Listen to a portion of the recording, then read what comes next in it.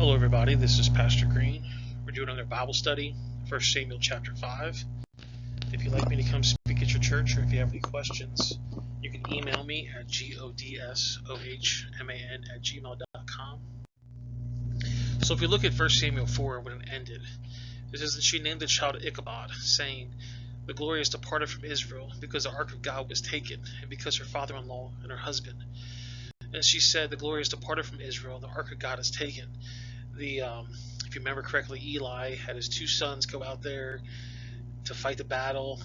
They decided to bring the Ark of the Covenant out. They thought that God would protect them if the Ark was out there, and the Philistines ended up taking the Ark. So this is what the Ark is. Nobody really knows what it really looks like, but it's just an artist rendition of it. Inside the Ark was a bowl of manna, Aaron's rod, and a copy of the Ten Commandments that was inside the Ark of the Covenant. And basically what they would do is they would take a sacrifice, they put it in the middle where the two angels would look at it, and that's what they would do for sacrifice. So inside the ark you would see the different items I mentioned already. So if we start at 1 Samuel 5, it says, "And the Philistines took the ark of God and brought it from Ebenezer to Ashdod. When the Philistines took the ark of God, they brought it up to the house of Dagon and set it by Dagon." And if you don't know who Dagon is, that's their Philistine god.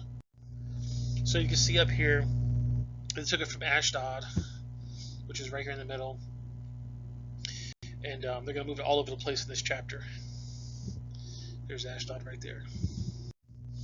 So Ashdod's population is about 220,000. It's the sixth largest city, the largest port of Israel, accounting for about 60% of the country's imported goods. That's what it looks like today, and I got another picture of it as well. You can see it right here. People go around that little circle there. They go inside. They can dock there, and it's a really big port in Israel. "And when they of Ashdod arose early in the morrow, behold, Dagon was fallen upon his face to the earth before the ark of God the Lord. And they took Dagon and set him in his place again." So what happens is that the Dagon fell, and they propped it back up again because they didn't want people to see their God had fallen. And evolutionists do this all the time. They try to prop up their God, and because they say that we have to keep this thing going or else, but it can't stand on its own. "And when they arose early in the morning, behold, Dagon was fallen upon his face to the ground before the ark of the Lord, and the hands and the head and the Dagon and both the palms of his hands were cut off upon the threshold, and only the stump of Dagon was left to him." So if you look here, that's kind of what it looked like. Dagon fell down, his head was cut off, and both his hands were cut off. And in doing this, they really couldn't put the statue back together again. And Dagon was the chief god of the Philistines. He was the god they worshipped. He was like a fish god. And we're going to talk about it here in a second. It says in this article, Dagon was a principal deity of the Philistines, whose ancestors migrated from Palestinian shores from Crete. He was a god of fertility and crops. Dagon's also featured prominently in the Philistine concepts of death and the afterlife. In addition to this role, the religion of the Philistines, Dagon was worshipped in the most general societies of the Canaanite people. So it says here, worshiping Dagon. The worship of Dagon is quite evident in ancient Palestine. He was, of course, the foremost deity of the cities of Azotus, Gaza, and Ashkelon, and the Philistines depended on Dagon for success in war, and they offered various sacrifices to his favor. As previously mentioned, Dagon was also worshipped outside the Confederacy of the Philippine city-states, and in the case of the Phoenician city of Avad, the religion of Dagon continued to at least the 2nd century BCE, when the temple of Azotus was destroyed by the Maccabees. And Dagon, you're going to see here later, is kind of like a fish god. So if you look here in the middle, you can see Dagon is kind of like a fish god. They always had that fish mouth on top of their head, and the priests of Dagon would wear these little fish hats on top of their head. And you can see this is what it looks like in some of their manuscripts and things on their walls. The Dagon, the prince, it's like a fish type of body, the little mouth on top of their head. The Catholic priests also have this mitre hat of the Dagon religion on top of their heads as well. You can see this little fish mouth on top of their head. And if you look here, the mitre hat is worn by the Catholic priests, cardinals, and the Pope, and it represents Dagon, the Babylonian fish god. And today the Catholic cardinals, bishops, and the post also wear the open-faced mouth mitre, which represents the worship of Dagon. So you can see here on the top, they had this little worshiping of Dagon. There's actually a bunch of different articles and games and books and stuff like that talking about Dagon. You can see all these different things here. But basically, they put the Ark of the Covenant in there, and Dagon fell. And when he fell, his head and his hands broke off. Exodus 20 says, I am the Lord thy God, which I have brought thee out of the land of Egypt, out of the house of bondage. Thou shalt have no other gods before me. And thou shalt not make any graven images or likenesses of things that is in heaven above, or that is on earth beneath, or that is in the water under the earth. And thou shalt not bow down thyself to them, nor serve them. Back to 1 Samuel 5, verse 5.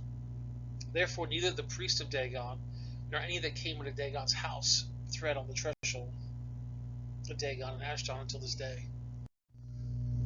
But the hand of the Lord was heavy upon them in Ashdod, and he destroyed them and smote them with emeralds, even Ashdod and the coast thereof. Now people are probably wondering what those emeralds are, so I mentioned it really quickly.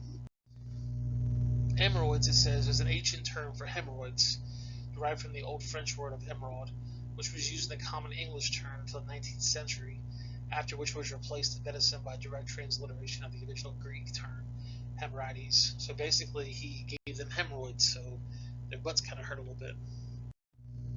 And when the men of Ashdod saw that it was so, they said to the Ark of God of Israel, that it shall not abide with us, for his hands are sore upon us, and upon Dagon our God. So they didn't like the fact that the Ark was here because it was causing them problems. They got the hemorrhoids, and their statue fell down. And they sent therefore and gathered all the lords of the Philistines unto them, and said, What shall we do with the Ark of the God of Israel? And they answered, Let the Ark of the God of Israel be carried about to Gath. And they carried the Ark of the God of Israel about thither. So it went from Ebenezer down to Ashdod, now it's going over there to Gath. You can see it started here in Shiloh, took it to Ebenezer, and they followed this line here down to Ashdod, and now it's over there in Gath. And it was so that, after they had carried it about, the hand of the Lord was against the city with a very great destruction. And he smote the men of the city, both small and great, and they had emeralds in their special parts, their secret parts. Therefore they sent the Ark of God to Ekron, and it came to pass that the Ark of God came to Ekron, that the Ekronites cried out, saying, They have brought about the Ark of the God of Israel to us, to slay us and our people. So they thought that, well, if this ark has caused problems over there, they brought it here to try to cause problems to us. So you can see it started in Shiloh, it went down to Ashdod, over to Gath, then up to Ekron. So they sent and they gathered together all the lords of the Philistines and said, Send away the Ark of the God of Israel, and let it go again to its own place, that it may slay us not and our people. For there was a deadly destruction throughout the city, and the hand of God was heavy there. And the men that died not were smitten by it. The men that died were not smitten with the emeralds, and the city went up upon into heaven. Well, guys, that's the video. I appreciate you guys watching. If you have any comments, you can comment below. Make sure you like, share, subscribe. Tell your friends about it if you want to have them check out this 1 Samuel Bible study. I'm going to put a couple links on the screen there. The bottom right is going to be the 1 Samuel Bible study. The top left is going to be the Genesis Bible study. And then the bottom left is going to be a video YouTube things you're going to like. I appreciate you guys watching, and I will see you guys in the next video. Have yourself a great day.